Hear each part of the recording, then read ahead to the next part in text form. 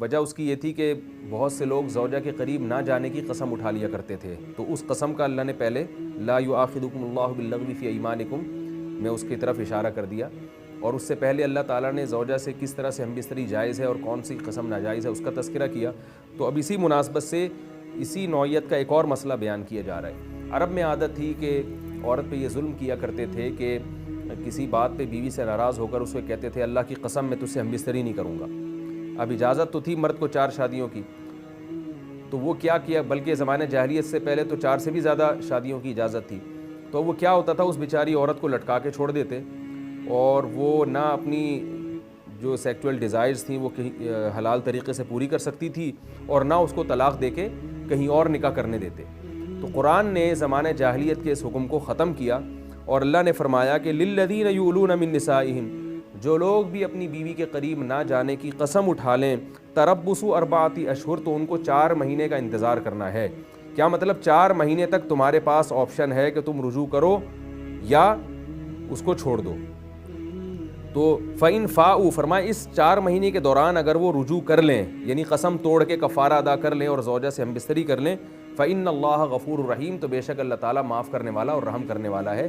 یعنی اس قسم توڑنے پر ان کو گناہ نہیں ملے گا، کیونکہ ایسی قسم اٹھا کے وہ عورت پہ ظلم کر رہے تھے اور اس کے ہم بستری نہ کر کے اس کی ایک حلال جو ایک ڈیزائرز ہیں ان کو پوری نہ کرنے کا ذریعہ بن رہے تھے۔ اس لیے اللہ نے فرمایا کہ اگر یہ قسم توڑ دیں تو اللہ تعالیٰ غفور رحیم ہے۔ وَإِنْ عَزَمُوا الطَّلَاقَ، اور اگر یہ طلاق ہی کا ارادہ کریں ہوئے، طلاق کا ارادہ یہاں قسم نہ توڑنے سے کنایا ہے، یعنی کیا مطلب اگر وہ قسم نہیں توڑتے تو پھر اللہ فرماتے فَإِنَّ اللَّهَ سَمِيعٌ عَلِيمٌ، تو اللہ خوب سننے والا ہے اور جاننے والا ہے، لہذا اللہ سننے والا ہے ان کی بات کو کہ انہوں نے کیا قسم اٹھائی ہے، اور جاننے والا ہے کہ ایسے موقع پر ہمیں کیا حکم دینا چاہیے۔ تو اس کے لحاظ سے اللہ نے احکامات نازل کر دیے، اس کی تفصیل حدیث میں ہے۔ وہ کیا ہے کہ اگر کوئی شخص قسم اٹھا لے زوجہ کے پاس نہ جانے کی، تو 4 مہینے کے بعد اس میں زوجہ کو جو ہے وہ طلاق واقع ہو جائے گی۔ اس کا اشارہ اللہ نے قرآن مجید میں بھی دیا، وَإِنْ عَزَمُوا الطَّلَاقَ، فرمایا اگر یہ طلاق کا عزم کر لیں۔ اسی وجہ سے امام ابو حنیفہ رحمہ اللہ تعالیٰ کی رائے یہ ہے، اسی آیت کی وجہ سے، اور اس بارے میں بہت سے صحابہ کے فتاوی بھی ہیں، کہ اگر کوئی شخص زوجہ کے قریب 4 مہینے تک نہیں جاتا قسم اٹھا کے، تو 4 مہینے بعد خود بخود طلاق پڑ جائے گی، اور وہ طلاق بائن ہوگی، یعنی ایک طلاق ہوگی مگر نکاح ٹوٹ جائے گا۔ اور اس کی دلیل کیا ہے کہ قرآن مجید نے وَإِنْ عَزَمُوا الطَّلَاقَ کو فَإِنْ فَاءُوا کے مقابلے میں ذکر کیا ہے، یعنی اللہ فرماتے ہیں کہ اگر انہوں نے رجوع نہیں کیا، اگر انہوں نے رجوع کر لیا تو اللہ غفور رحیم ہے، اور اگر طلاقی کا عزم کر بیٹھے ہیں، کیا مطلب اگر رجوع نہیں کیا تو یہ اس کی علامت ہے کہ یہ طلاق کا عزم کر بیٹھے ہیں، تو اللہ تعالیٰ نے اس کو عزم طلاق سے تعبیر کیا۔ کیا مطلب مرد کا یہ عمل کہ وہ زوجہ کے قریب نہیں جائے، اس عمل کو اگر کوئی شخص اس عمل پر قسم اٹھا لے اور 4 مہینے تک اس قسم پر قائم رہے، تو اللہ تعالیٰ نے اس عمل کو عزم طلاق سے تعبیر کیا ہے۔ کیا مطلب مرد کا یہ عمل طلاق سمجھا جائے گا۔ تو اسی وجہ سے امام ابو حنیفہ رحمہ اللہ تعالیٰ کا مذہب یہ ہے کہ اگر مرد قسم اٹھا لے اور 4 مہینے بیوی کے قریب نہ جائے تو عورت کو خود بخود طلاق واقع ہو جاتی ہے۔ وجہ اس کی یہ ہے کہ مرد نے اس پر ظلم کیا تو شریعت پھر عورت مرد سے اختیار سلب کر کے طلاق واقع کرتی ہے، تاکہ کہیں اور یہ نکاح کر کے اپنی حلال جنسی خواہش کو پورا کر سکے۔ اور امام شافعی رحمہ اللہ تعالیٰ کا مذہب یہ ہے کہ عورت کو خود بخود طلاق واقع نہیں ہوگی، البتہ عورت کو بذریعہ عدالت طلاق لینے کا حق حاصل ہو جائے گا۔ عورت عدالت میں مقدمہ دائر کر کے جج کے سامنے یہ ثابت کرے اور پھر جج اس پر طلاق واقع کرے گا۔ تو دونوں میں تھوڑا سا اختلاف ہے، لیکن اس کا حاصل یہی ہے کہ ایسی صورت میں عورت کو بہرحال طلاق کا اختیار ہو جاتا ہے۔ تو امام ابو حنیفہ اور امام شافعی کے اختلاف کا جو ثمرہ ہوگا وہ یہ ہوگا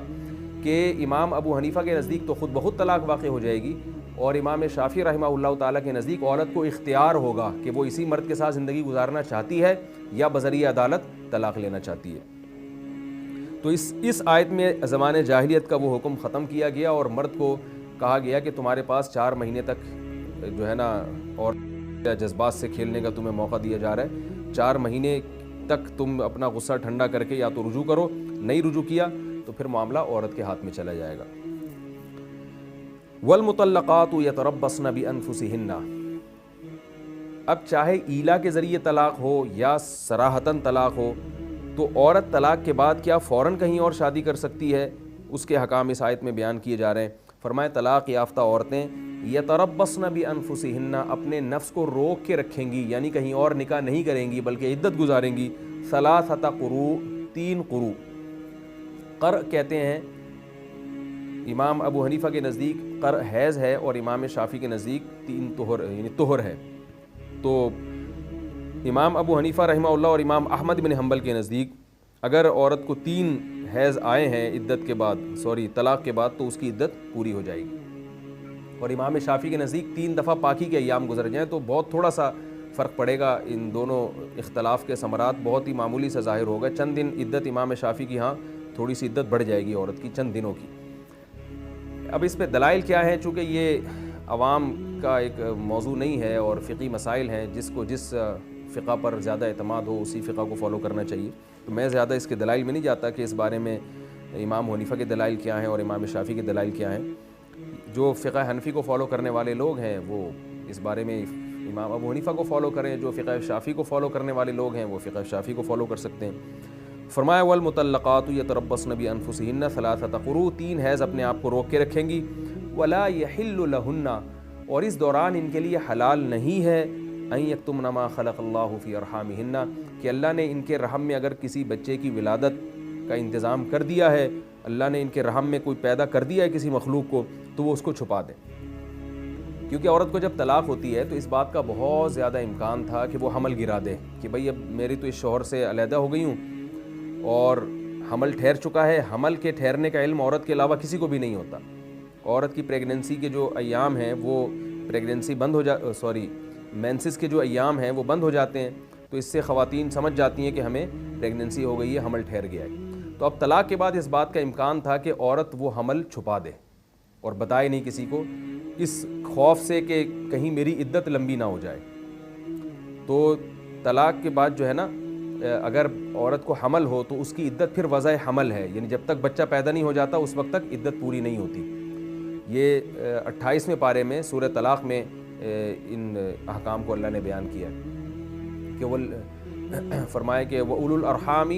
أَجَلُهُنَّ أَن يَضَعْنَ حَمْلَهُنَّ۔ اور اس بات کا بھی امکان ہوتا ہے، بعض دفعہ خواتین کہتی ہیں بھی شوہر سے تو ہماری جان چھوٹ رہی ہے تو بچہ کون پالے گا اور یہ سب، تو اس نیت سے بھی بعض دفعہ چھپا لیتی ہیں۔ اور بعض دفعہ یہ بھی غلطی ہو سکتی ہے کہ وہ یہ کہہ دیں کہ بھائی میری عدت پوری ہو گئی ہے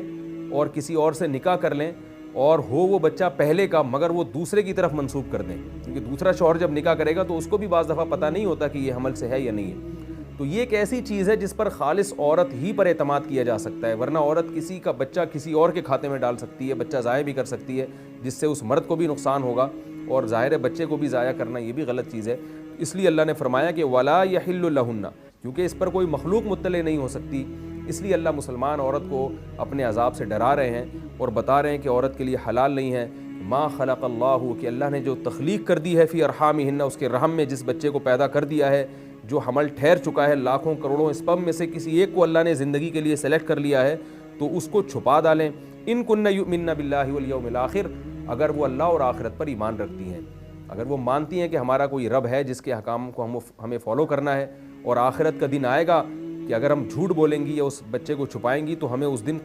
کے عذاب کا سامنا کرنا پڑے گا۔ اللہ فرماتا ہے اگر ان چیزوں پر عورت کا ایمان ہے تو اس کے لیے حلال نہیں ہے۔